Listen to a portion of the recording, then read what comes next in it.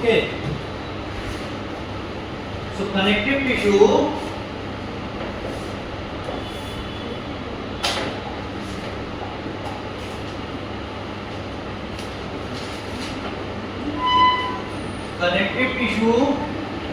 Types देख रहे थे ना, जिसमें एरियोलर ये हम लोग कंप्लीट कर चुके थे, लोकेशन भी, फंक्शन भी देखे, एडिपोस इसके बारे में भी हम लोग कर लिए। अब आगे बढ़ेंगे वाइट फाइब्रस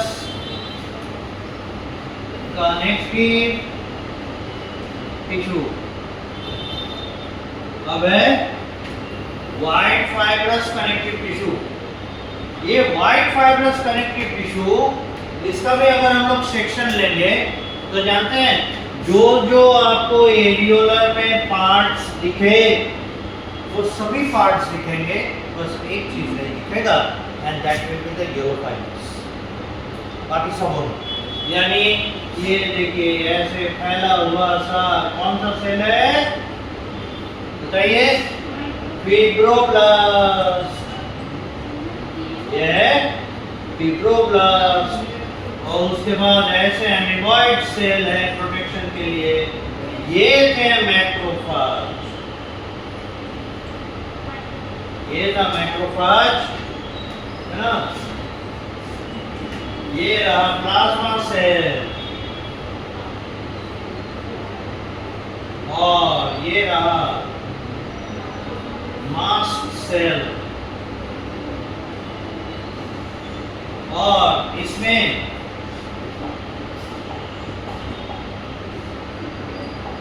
ढेर सारे व्हाइट फाइबर्स मिलेंगे, व्हाइट फाइबर का इसमें अच्छा खासा नेटवर्क मिलेगा। एरियोलर और एडिपोस में जितने व्हाइट फाइबर के नेटवर्क मिलते हैं उससे कहीं ज्यादा व्हाइट फाइबर के network white fibres connective tissue में मिलेगा, लेकिन इसमें आपको येलो फाइबर्स नहीं मिलेंगे। चलिए नेमिंग करें, ये है मैट्रिक्स, राइट, सेल्स के नाम तो बता चुके, ये है नेटवर्क ऑफ व्हाइट फाइबर्स, ये है नेटवर्क ऑफ व्हाइट फाइबर्स। अब अगर फिगर का नाम लिखेंगे तो क्या लिखेंगे, section, section of a white fibrous connective tissue, section of a white fibrous connective. सबका कॉपी चेक करना पड़ेगा कहाँ तक पहुंचा।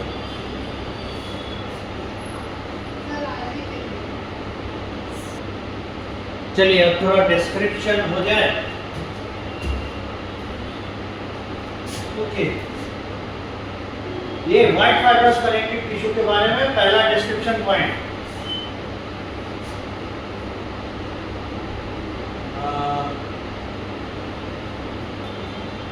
Macrophage, fibroblast,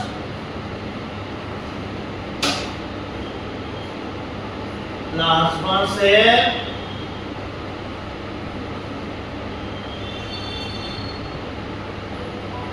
mast cell, etc. are present in its matrix। इसके मैट्रिक्स में ये सारे सेल पाए जाएंगे। लिखते भी चलिए। पॉइंट नंबर 2, देखिए हम गुड फैक्ट पे आपको इसलिए ये डिस्क्रिप्शंस देते हैं ताकि आप पढ़ें, क्योंकि क्वेश्चंस जो आपको यूजुअली पूछे जाते हैं इन्हीं एरियाज में से, तो अगर आप इस पे थोड़ा सा कॉन्सेंट्रेट नहीं कीजिएगा तो आपके क्वेश्चन छूटने के पूरे चांसेस हैं। Be very particular about it. जितने डिस्क्रिप्शंस हैं एटलीस्ट उस डिस्क्रिप्शन को याद रखिएगा विद डायग्राम, तो आपके टिश्यू चैप्टर में कहीं कोई दिक्कत नहीं आएगी, क्योंकि जो स्पेशल फंक्शंस होते हैं या तो हम आपको बता के लिखवा देते हैं या बोर्ड पे लिख देते हैं, राइट। तो अब देखिए इसके मैट्रिक्स में ये सारे इंपॉर्टेंट सेल्स हैं, ये तो किसी भी कनेक्टिव टिश्यू पे होंगे, तो ये इसमें भी है, there is no not a big deal. अब है क्या, दे हैव white fibers but no yellow fibers। यहाँ तक लिखिए और जरा रुकिए, एक बात हम लोग यहाँ पर समझे, फिर आगे बढ़ते हैं। साथ साथ मेरे लिखते चलिएगा, वेट नहीं कीजिए, आप तेजी से लिख सके इसलिए हम डिस्ट्रैक्शन नहीं देते, बोलते चलिए।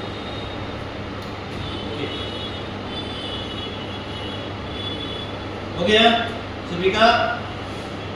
जरा बताइए तो येलो फाइबर्स के बारे में हम लोग पढ़ते समय क्या कहते हैं कि ये थिन फाइबर्स होते हैं, और दूसरी बात ये एक्सपेंडेबल है, स्ट्रेचेबल है। लेकिन वाइट फाइबर्स जो कोलाजन के बने ये होते हैं टफ, और इनमें एक्सपेंशन नहीं है, बहुत रिजिड हो कंपैरेटिवली, थोड़ा बहुत हल्का होगा बट दैट इज नेग्लिजिबल। ये दरअसल रिजिड फाइबर्स हैं, तो जहाँ पर ये पाए जाएंगे, जहाँ पे कनेक्शन एस्टेब्लिश करेंगे वो रिजिड कनेक्शन होगा, हिल डुल ज़्यादा नहीं करेंगे। ये बात तो समझ पा रहे हैं, राइट। और उनके प्रोटेक्शन के लिए इतने तरह के सेल्स हैं। अब सवाल ये उठता है, ऐसा कौन सा जगह है जहाँ पे रिजिडिटी का जरूरत है? देखिए हमारे बोन्स के साथ मसल का अटैचमेंट ये रिजिड अटैचमेंट होना चाहिए। ऐसा नहीं हो बहुत कस के वजन उठा रहे हैं, मसल बोन में से खुल गया, इमेजिन कीजिए क्या होगा। सोच पा रहे हैं? ऐसा सिचुएशन हो सकता है ना, बहुत ज्यादा स्ट्रेस अगर हम लगा रहे हैं तो मसल को बोन से जो कनेक्ट कर रहा है उस कनेक्टिंग टिश्यू पे काफी ज्यादा स्ट्रेस होगा ना, तो खुल नहीं सकता है। जैसे कई बार होता है कि फुटबॉल में एयर ज्यादा भर दिए तो फट जाता है, प्रेशर पड़ने से जो सरफेसेस एक दूसरे के साथ जुड़े हुए हैं दे में कम ऑफ, ठीक है। तो ये बहुत ही डेंजरस कंडीशन हो जाएगा अगर मसल्स में से बोन जो अटैच किए हुए हैं वो अगर खुल जाए, तो फिर बोन फंक्शनलेस हो जाएगा।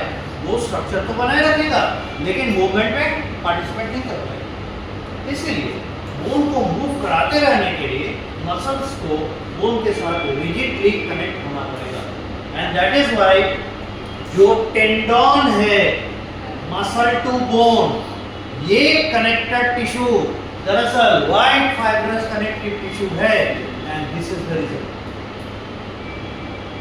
आपके स्कूल्स में कई बार थोड़ा डेप्थ में जाके जो पूछता है ना, वो इस लेवल पे जाएगा, white tendon is white fibrous. अब बता देंगे रिजिडिटी चाहिए, एक्सपेंशन अगर होगा तो ये लूज पड़ जाएगा, फंक्शन परफॉर्म नहीं करेगा। ओके, सो अब 2 पॉइंट के बाद तीसरे पॉइंट पे हम बात करेंगे यहाँ फंक्शन, और इसका फंक्शन है to provide a tough and rigid connection between the joining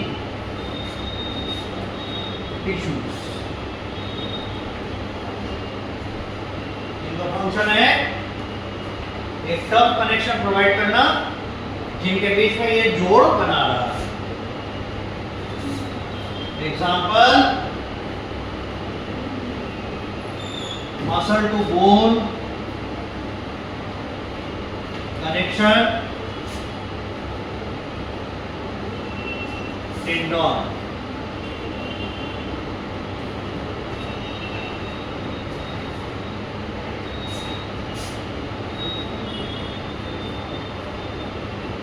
It is also present over bone head.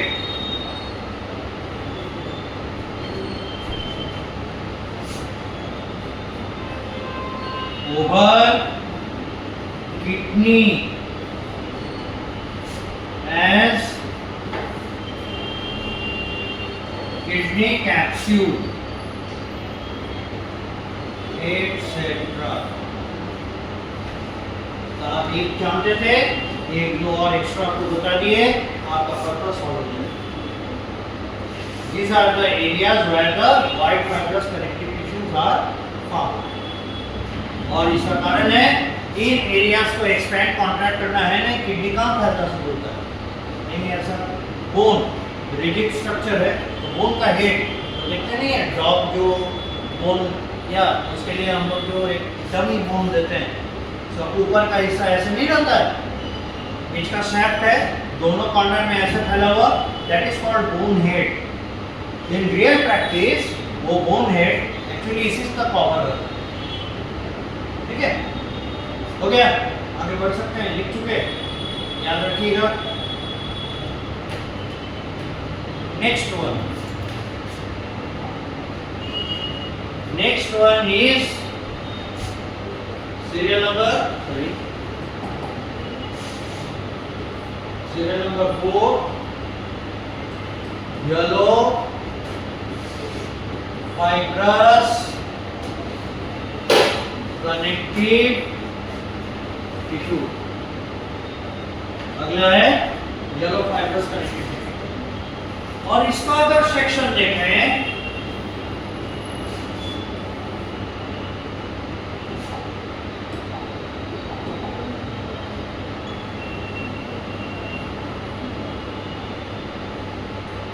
वही फिब्रोब्लास्ट,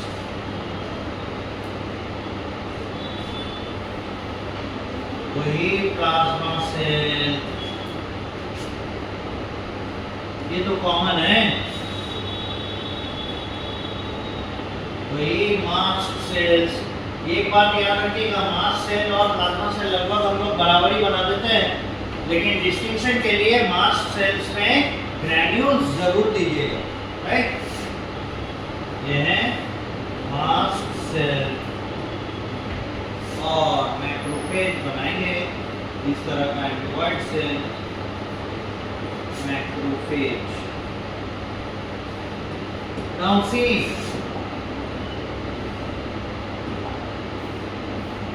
इसमें भी व्हाइट फाइब्रस कनेक्टिव टिश्यू ठीक ठाक मात्रा में उपस्थित है. ये है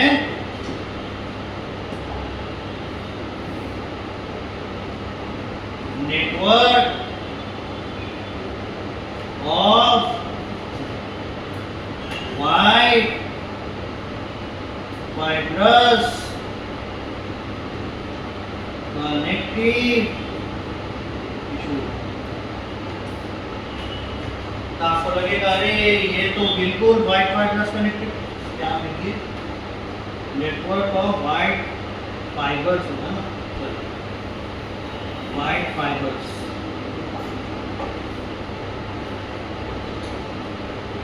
नेटवर्क ऑफ व्हाइट फाइबर्स. हाँ, ये तो अब तक जितनी चीजें देख रहे हैं हम लोग, पूरा का पूरा व्हाइट फाइबर्स कनेक्टिव टिश्यू का कॉपी लग रहा है, पर देयर इज अ डिफरेंस, और वो डिफरेंस ये क्रिएट करेगा.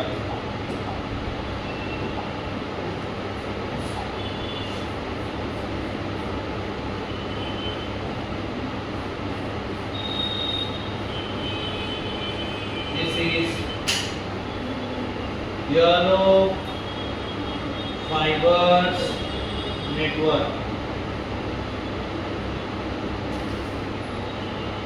और ये फिगर है सेक्शन ऑफ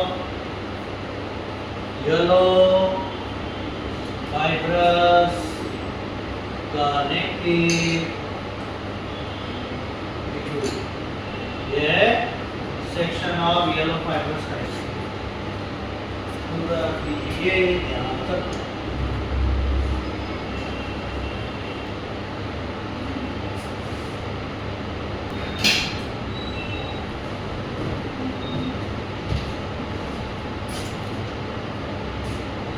अब इसके बारे में कमेंट्स देखिए। Point number 1, like white fibrous लिखते चलिएगा, connective tissue, it has also, और हाँ इसके मैट्रिक्स को लिखे, यह मैट्रिक्स है, it has also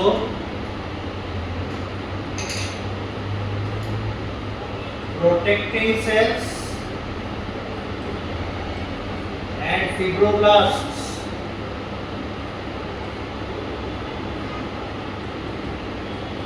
in its matrix. Serial number 2, along with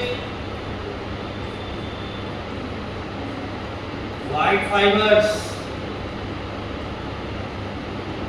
they have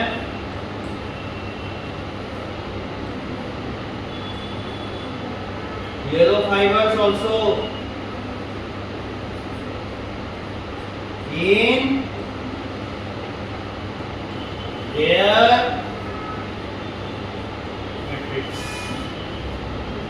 इनके मैट्रिक्स में न केवल व्हाइट फाइबर मिलेंगे, येलो फाइबर भी मिलेंगे, और येलो फाइबर के मिलने के कारण इसके नेचर में थोड़ा सा बदलाव आता है। स्ट्रेंथ रिजिडिटी तो रहेगा ही, plus yellow fibre will give them a little bit of flexibility। अब सोचिए इनकी जरूरत कहाँ होगी? इनकी जरूरत पड़ेगी बोन टू बोन कनेक्शन में। बोन टू बोन अगर कनेक्शन है तो हम जो ऐसे कर पा रहे हैं, ऐसे कर पा रहे हैं, है ना, ऐसे कर पा रहे हैं, पैर हाथ मोड़ ले रहे हैं, यहाँ पे भी बोन्स ज्वाइंट हैं, बोन को बोन से ज्वाइंट करके रखने के लिए लिगामेंट्स की आवश्यकता है। So they are rigid, tough, at the same time expandable, otherwise आपका ये bending नहीं होगा, right? This is only possible because of the yellow fibers also present over there. तो ये बात कभी मत सोचिएगा white fibers connective tissue मतलब केवल white fibers, तो yellow fibers connective tissue मतलब खाली yellow fibers, white fiber नहीं है, ऐसी बात नहीं, दोनों होंगे। व्हाइट फाइबर में येलो फाइबर नहीं होता, और येलो फाइबर्स में व्हाइट और येलो फाइबर दोनों होते हैं। ठीक है, इतना बार बोले याद तो रहेगा, या पूरा इंटेलिजेंट बच्चों का नहीं। नाउ फंक्शन, क्या फंक्शन ऑफर करेगा? Rigidity as well as flexibility. are rigid and at the same time flexible also। ये rigid पे होता है, flexible भी होता है।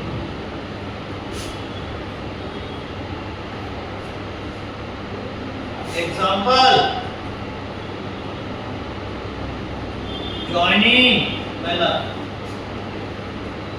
bone to bone called ligament।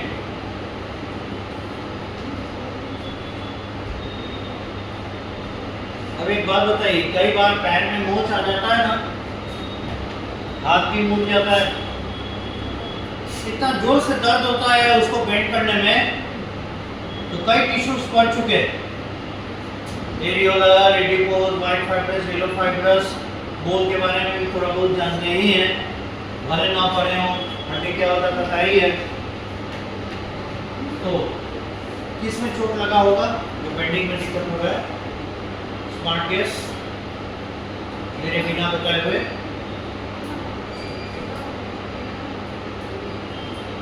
Injury इसीलिए बोन मूवमेंट में दिक्कतें आ रही हैं।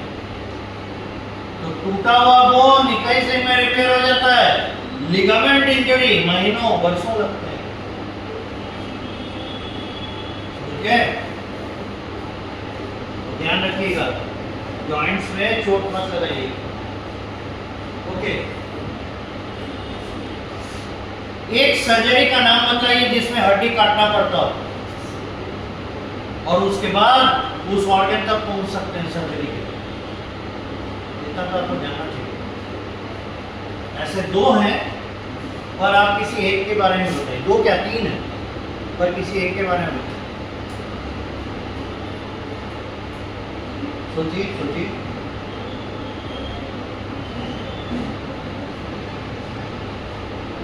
पता चला?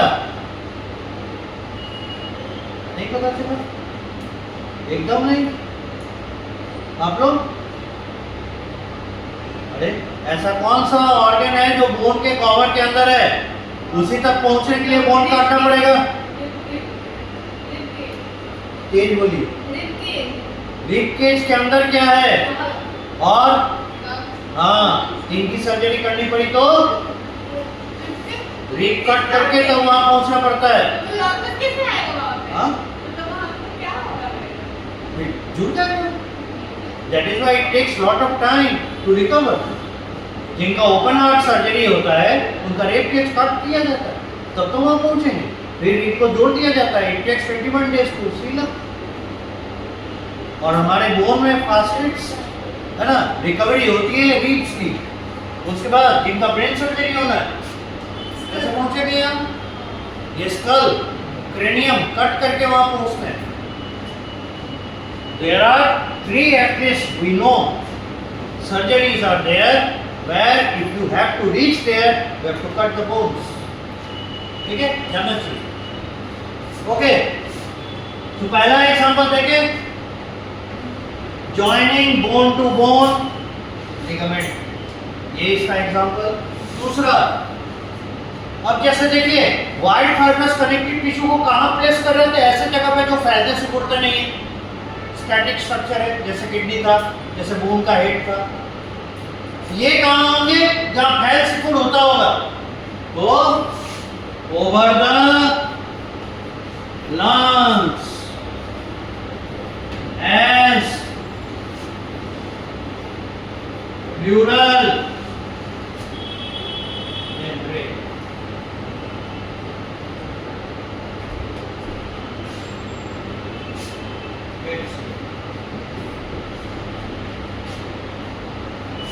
अब आ जाइए 5th नंबर पे, वो है कार्टिलेज।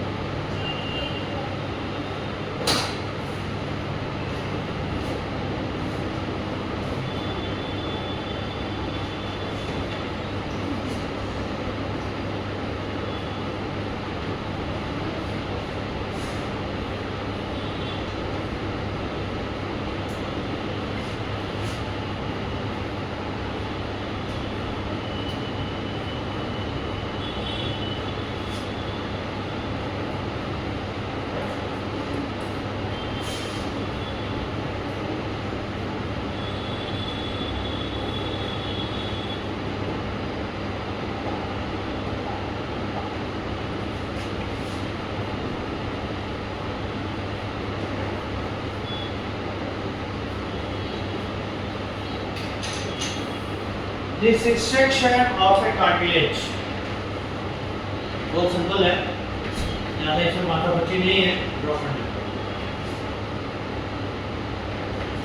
पूरा कीजिए और हाँ बच्चों, देखिए कार्टिलेज बात नहीं, पहले ये समझ लीजिए। हम लोग एक दो एग्जांपल लेते हैं जहाँ कार्टिलेज है। बचपन में ये खिंचाया है, नाक सूखते हैं, ऐसा ऐसा करते हैं, ये हिलता है ना, और जब चिल्ला के बिसुड़ा गाते हैं ये वाला वाइब्रेट करता है। नहीं, हम ये नहीं कह रहे हैं, हम अपने बारे में कह रहे हैं। ये वाइब्रेट करता है, राइट। और एक चीज आप जानकर खुश हो जाइएगा, जब आप सो जाते हैं तो आपकी लंबाई 2 से 2.5 इंच बढ़ जाती है, उसके पे कम हो जाती है। हाँ, आप सोए रहेंगे, डायरी नहीं करा में, तब कोई आके आपको नापेगा, देखेगा अरे इतना है, और जब क्या खड़ा होगा, अरे इतना है, कम कैसे हो गया? पता है क्यों? These all are because of this cartilage. ये जो फ्लेक्सिबल है because of this cartilage, ये फ्लेक्सिबल है because of this cartilage, ये वाइब्रेट कर सकता है, एक्सपैंड एंड कॉन्ट्रैक्ट कर सकता है because of this cartilage. In fact, entire respiratory tract up to bronchi and its branching. 6-7 में आप पढ़े ना, रेस्पिरेटरी सिस्टम का एक छोटा मोटा डायग्राम तो था ही। लंग के अंदर ये ट्यूब जो घुसता है, ट्रैकिया, 2 पार्ट में डिवाइड होकर उसे ब्रोंकस करते हैं, और ब्रोंकस मल्टीपल ब्रांच आउट करता है। तो उसके जो ब्रांचेस हैं वो सभी कार्टिलेज से ही बने।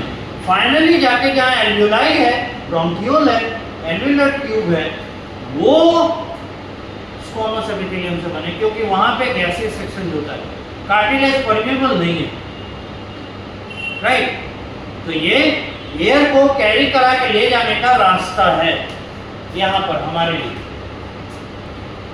और आपको जो बोले, जब हम सोते हैं तो हमारी गहरी नींद में जाते हैं, जब पूरा स्ट्रेस फ्री हो जाते हैं, तब 2 से 2.5 इंच लंबाई बढ़ जाती है, बिकॉज हमारे वर्टिब्रल कॉलम के जो बोन्स हैं, रीढ़ की हड्डी, इसमें टोटल 26 बोन्स हैं। इन बोन्स के बीच में cartilage as a disc present है, ताकि बोन टू बोन फ्रिक्शन नहीं हो और आप खड़े हों, घूमें, बैठे, फ्लेक्सिबल रहें, पर वो बोन को टियर न करे। तो उसका लोड कौन लिए रहता है? कार्टिलेज। पर अब आप सोचिए as a tissue point of view कि ये एक सॉलिड स्ट्रक्चर है, लेकिन चीज लाइक फ्लेक्सिबल है, जब प्रेशर पड़ता है फैलता है, छोड़ देते हैं, वापस अपनी जगह पे आ जाता है ना। तो ये इसको कहते हैं प्लाइएबल, थोड़ा फैल सकता है। इस तरह का solid matrix with pliable properties is the unique feature of the cartilage. ऐसा किसी और का नहीं है matrix, it is only with the cartilage. अब सवाल ये उठता है, ये ऐसा कैसे कर लेता है? ये सॉलिड भी है और प्लाइएबल भी है, फैल सकता है, तो है क्या? इस मैट्रिक्स में ऐसे बायोलॉजिकल ओरिजिन के मॉलिक्यूल्स होते हैं, यानी हमारा बॉडी उन्हें प्रोड्यूस करता है, ऐसे बायोलॉजिकल मॉलिक्यूल्स होते हैं जो वाटर होल्डिंग कैपेसिटी रखता है, बहुत सारे वाटर को पकड़ के रखता है। आप जब इनऑर्गेनिक केमिस्ट्री पढ़ेंगे, कॉपर सल्फेट के बारे में पढ़ेंगे, तो आपको पता चलेगा कॉपर सल्फेट .7H2O लिखा हुआ रहता है। तो कॉपर सल्फेट का जो क्रिस्टल है, उस क्रिस्टल में वाटर भी जुड़ा रहता है, इसीलिए वो उस शेप का आता है। तो कॉपर सल्फेट हाइड्रोस्कोपिक है, वाटर खींच लेता है। उसी तरह से इसमें जो सब्सटेंसेस हैं, जो केमिकल्स हैं, जो इन्हें बना रहे हैं इसके मैट्रिक्स को, वो भी हाइड्रोस्कोपिक है, वाटर खींचकर रखता है। इसी वजह से उनके कारण क्या होता है? ये फ्लेक्सिबल होता है। ठीक है, तो इसके मैट्रिक्स की ये खास बात है कि प्लाइएबल है, और इसके मैट्रिक्स में कहीं कहीं गैप रहता है, इसे कहते हैं lacuna. This is it, lacuna. यह है ब्लैंक स्पेस। किनके लिए? इनके सेल्स के लिए। कार्टिलेज को प्रोड्यूस करने वाले सेल्स को इन्हीं लैकुना में रखा जाता है, और उन्हें हम लोग कहते हैं कॉन्ड्रोब्लास्ट। उन्हें कहेंगे कॉन्ड्रोब्लास्ट। ये कॉन्ड्रोब्लास्ट है ना, मैच्योर सेल्स है कार्टिलेज के, और कार्टिलेज प्रोड्यूस करता है, एक तरह से टूटता रहता है, एक बनता है। कार्टिलेज में ब्लड वेसल की सप्लाई रहती है through particular kind of tunnel. उस टनल से जिसमें ब्लड सप्लाई रहती है, नहीं तो आप सोचिए इन सेल्स को भोजन पानी कहाँ से मिलेगा? ये एनिमल सेल है, ह्यूमन के एनिमल सेल है, इनको ऑक्सीजन चाहिए ना रेस्पिरेशन के लिए, how it will get that? तो इन सब पर्पसेस को फुलफिल करने के लिए इसमें ब्लड सप्लाई होती है, पर उतना प्रोनाउंस नहीं होता, उतना आसानी से दिखता नहीं, but it is definitely there. Anyway, so By this way we can describe about the cartilage. तो दो तीन इसके बारे में इंपॉर्टेंट सेंटेंसेस लिखिए. Cartilage has soft, solid, expandable matrix. ठीक है, लिखते चलिएगा. Soft, solid and expandable matrix. Serial number 2. It has various molecules. एक दो का नाम बता दें, याद रखिएगा ना. Like, ये तो कॉमन है, आप लोग सुने भी होंगे. Hyaluronic acid, बिल्कुल सुने होंगे, बताते हैं ना.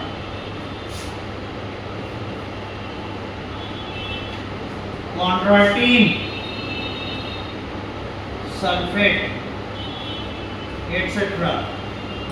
ये दो याद रख लीजिएगा, ऐसे बहुत हैं, आपको दो ही बता रहे हैं ताकि आसानी से याद रख. तो ये क्या होते हैं?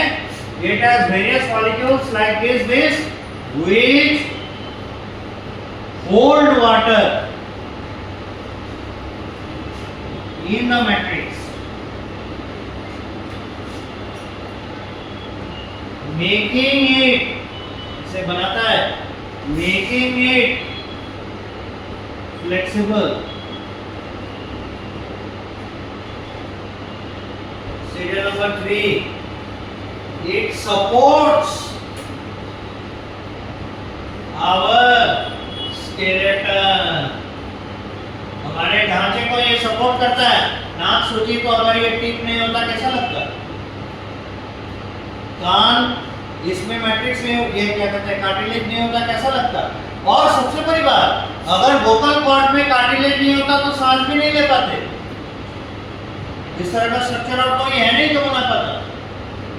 तो हमें जीवित रखने के लिए to keep ourselves alive and to support our skeleton the cartilage is there.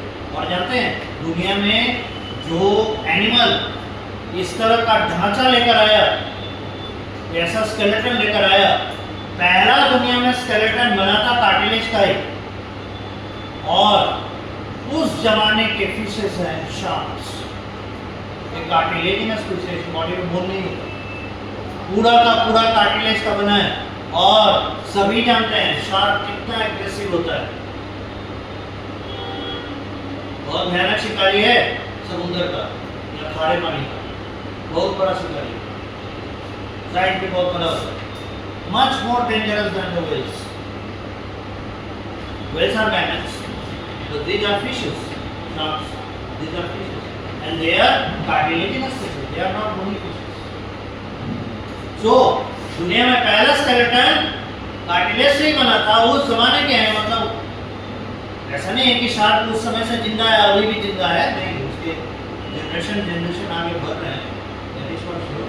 But that is the thing. Anyway, so it supports our skeleton. इसीलिए हमारे स्केलेटन को सपोर्ट कर रहा है. ये कहना गलत नहीं, राइट? क्या कहेंगे? तो वो अभी भी नहीं करता, बस सही है. Serial number 4. Function.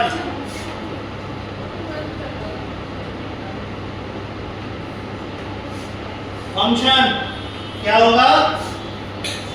To support skeleton,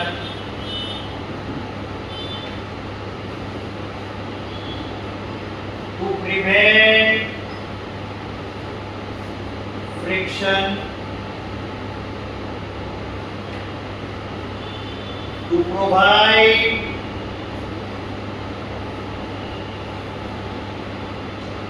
flexible structures, etc.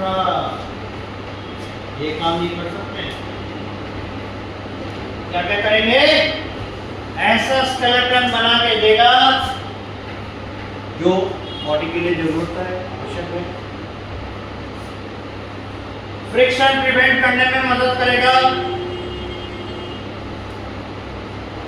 Flexibility provide करेगा। देखते सारे काम ये जो करने वाला है, लोकेशन देखेंगे तो सेटिस्फाई हो जाएंगे। आगे बढ़े बढ़े। लोकेशन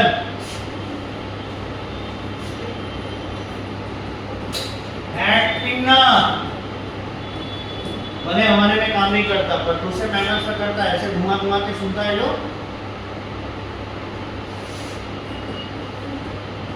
एट नो स्टेट, जब ज्यादा सांस लेना होता है इसको फैलाते हैं, ये रिजिड होता, ज्यादा सांस नहीं ले पाते, बेहोश हो जाते। इसलिए भी है serial number 3 at the trachea, vocal cord etcetera, between the bones of vertebral column।